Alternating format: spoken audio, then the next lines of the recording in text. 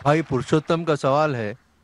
हमारे हिंदू धर्म के पंडित आचार्य ये जानते हैं कि वेद और हिंदू धार्मिक किताबों में मूर्ति पूजा मना है, लेकिन हम शुरू में इतने मजबूत नहीं रहते, इसलिए हमारे जहन को कंसंट्रेट करने के लिए मूर्ति की ज़रूरत पड़ती है।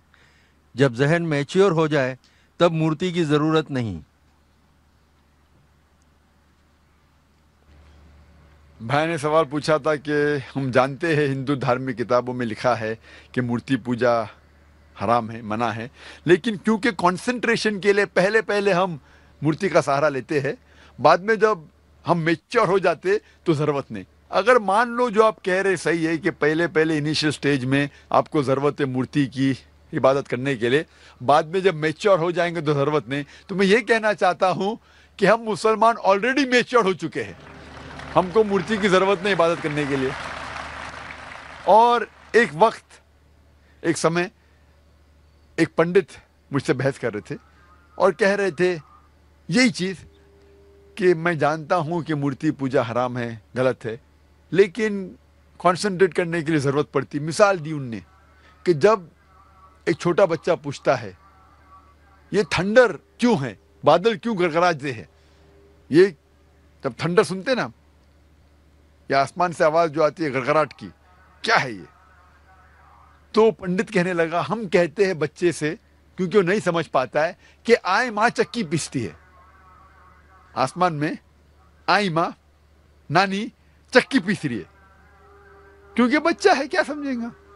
तो मैंने उससे कहा कि आप तो ये जवाब दे सकते हैं, लेकिन मैं ये जवाब नहीं दे सकता हूँ, क्योंकि मैं अगर मेरे बेटे से कहूँगा कि ये ठंडर जो है थंडर है इसीलिए क्योंकि आई माँ चक्की पीसती है, और जब वो स्कूल में जाएगा और चंद साल बाद ये सीखेगा कि thundering is due to sudden expansion of the rapidly heated air, उसके वजह से ये थंडर है, तो वो सोचने लगेगा कि टीचर गलत बोल रही है।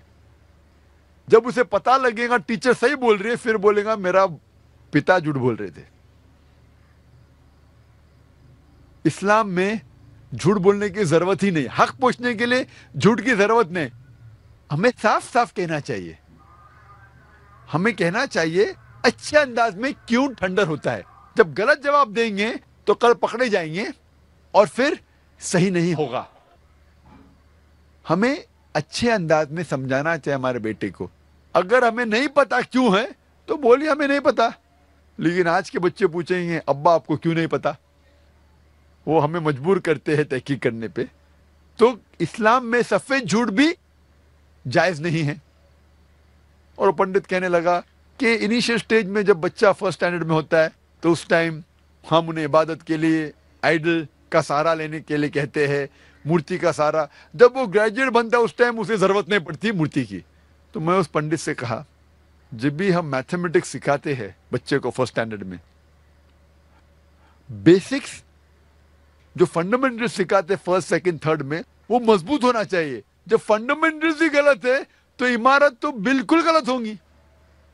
फंडामेंटल्स कभी गलत नहीं हो सकते। मैथ जब सिखा रहे तो आप ट्रिग्नोमेट्री, लॉगरिथम तो बाद में सिखाइए, अलजेब्रा, लेकिन बेसिक तो सही सिखाइए। फर्स्ट और सेकंड में क्या 2 + 2 = 4। अगर मेरा बच्चा कहेगा 2 + 2 = 5, मैं कहूंगा नो प्रॉब्लम। आप जब 10th स्टैंडर्ड में आएंगे उस टाइम में कहूंगा 2 + 2 ≠ = 5 = 4। ये गलत है। हमें बुनियादी बात सही तरीके से पढ़ाना चाहिए। और वेद में बुनियादी बात है कि ईश्वर, खुदा का कोई भी प्रतिमा नहीं है, कोई भी आइडल नहीं है, कोई भी इमेज नहीं है। तो ये हम किस तरीके से कह सकते कि पहले चलेगा बाद में मैं सही करूं। जो चीज गलत है गलत है, ये हमारा फर्ज है कि उनको बताए कि आइडल वर्शिप गलत है, बुत परस्ती गलत है, और सही चीज है कि सिर्फ हम एक खुदा की इबादत करें जिसका कोई भी प्रतिमा नहीं है। Hope that answers the question.